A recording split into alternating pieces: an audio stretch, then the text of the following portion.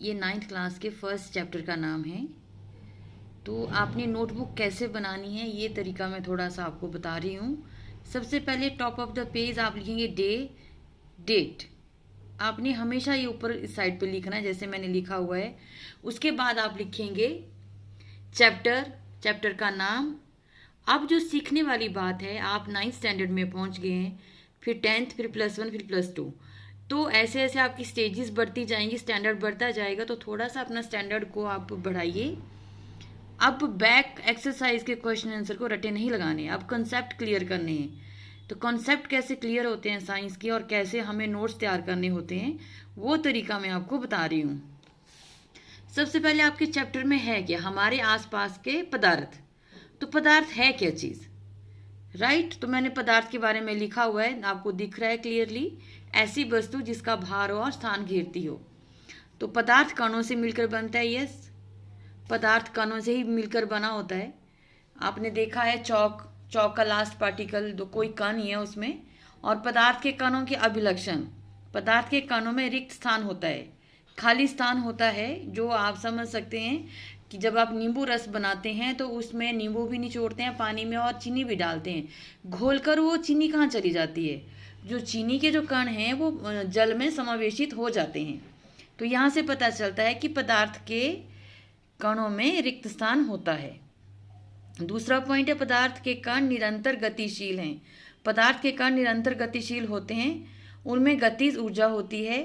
और गतिज ऊर्जा का फार्मूला हमने डिस्कस किया है और लिखा भी है मैंने यहाँ, 12mv²। तापमान बढ़ने पर कणों की गति तेज हो जाती है, ठीक है। ये पॉइंट आपने हमेशा याद रखना, जैसे तापमान बढ़ता है तो कणों की गतिज ऊर्जा बढ़ जाती है।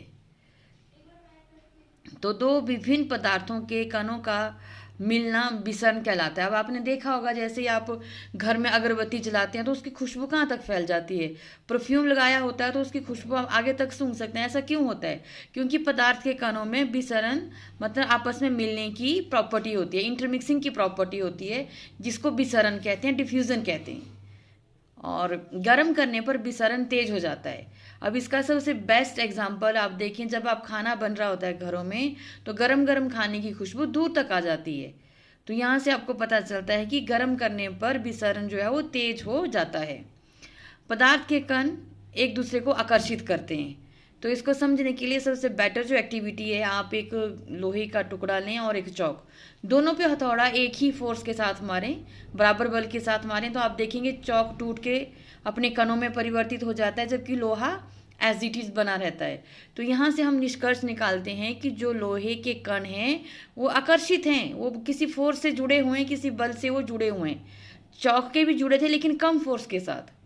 तो यहाँ से आपको पता चलता है कि पदार्थ के कण एक दूसरे को आकर्षित करते हैं। तो इस तरीके से जो आपकी बुक के 2 पेज थे वो मैंने जस्ट कॉपी की आधे पेज में कवर कर दिया सारा।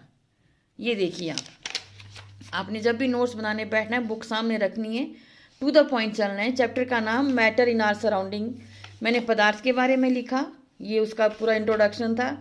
फिर उसके बाद पदार्थ की डेफिनेशन के बाद मैंने यहाँ आ गई, पदार्थ के कणों मिलकर, पदार्थ कणों से मिलकर बना होता है, जो आपको समझना जरूरी था। मैंने हेडिंग लिखा और बताया नीचे कि ये कणों से मिलकर बना हुआ है। उसके बाद अगले पेज पर ये सब किया शॉर्ट करके। नेक्स्ट जो आपके पास टॉपिक आ रहा है वो था पदार्थ के कणों के, ये कण छोटे हैं। उसके बाद अगला टॉपिक आ गया, देखो, पदार्थ के कणों के अभिलक्षण, जो मोस्ट इम्पॉर्टेंट टॉपिक है, समझना बहुत ज़रूरी है और ये समझ भी आना चाहिए आपको अच्छे से। तो पदार्थ के कणों के बीच रिक्त स्थान होता है, पहला पॉइंट, रिक्त स्थान होता है पदार्थ के कणों के बीच। अब आप पानी में स्विमिंग करते हैं तो आप उस पानी में कहाँ जाते हैं, उन कणों के रिक्त स्थान में, वहाँ अपना स्पेस बनाते हैं आप। और पदार्थ के कण निरंतर गतिशील होते हैं, यस, पदार्थ के जो कण हैं वो लगातार जो है गतिशील हैं, उनकी काइनेटिक एनर्जी है और वो लगातार चल रहे हैं। तो ये आपने यहाँ से देखो शॉर्ट करना है, बुक के कितने पेज हो जाते हैं, ये यहाँ तक, ये 4 पेज हैं। इन 4 पेजेस को मैंने जस्ट कॉपी के 1 पेज में कंप्लीट कर दिया। तो इस तरीके से आपने शॉर्ट नोट्स बनाने हैं, बुक सामने रखनी है, फिर अभिलक्षणों के बाद में आगे पदार्थ की अवस्थाएं। तो पदार्थ की हमने 3 अवस्थाएं पढ़ी हुई हैं जो काफ़ी डिटेल में क्लास में समझाई जा चुकी हैं। ठोस, द्रव, गैस। देखो ठोस में जो पार्टिकल हैं क्लोजली पैक्ड हैं, साथ साथ जुड़े हैं। द्रव में थोड़ा दूर दूर हैं और गैस में काफ़ी दूर दूर हैं। तो ठोस में क्या है, इनका एक निश्चित आकार है, स्पष्ट सीमा होती है, स्थिर आयतन है, नगण्य संपीड्यता होती है इनकी। और इसमें जो अपवाद है, रबर बैंड और स्पंज ऐसे ठोस हैं जो अपना इनका जो है, जिनको आप ये करेंगे अपना आकार बदलते हैं और दोबारा उसी शेप में आ भी जाते हैं। तो विसरण भी इनमें बहुत कम होता है। ठोस में विसरण की प्रॉपर्टी है लेकिन विसरण बहुत कम होता है।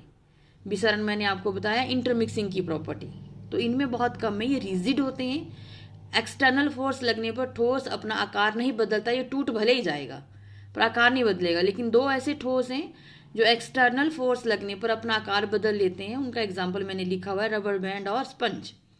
द्रव, तो द्रव में आप देख रहे हैं पार्टिकल दूर दूर हैं, काफ़ी ज़्यादा इनमें स्पेस है, एम्प्टी स्पेस है बीच में। इनका कोई निश्चित आकार नहीं है, किसी भी कंटेनर की शेप ले लेते हैं।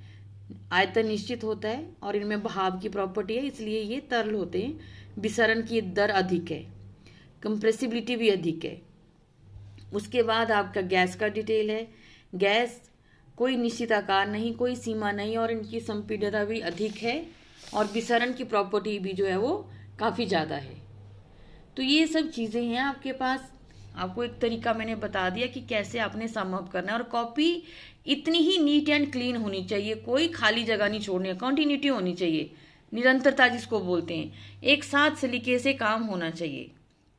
टॉपिक और उनको कैसे समराइज करना है और पूरे चैप्टर को शॉर्ट कैसे करना है।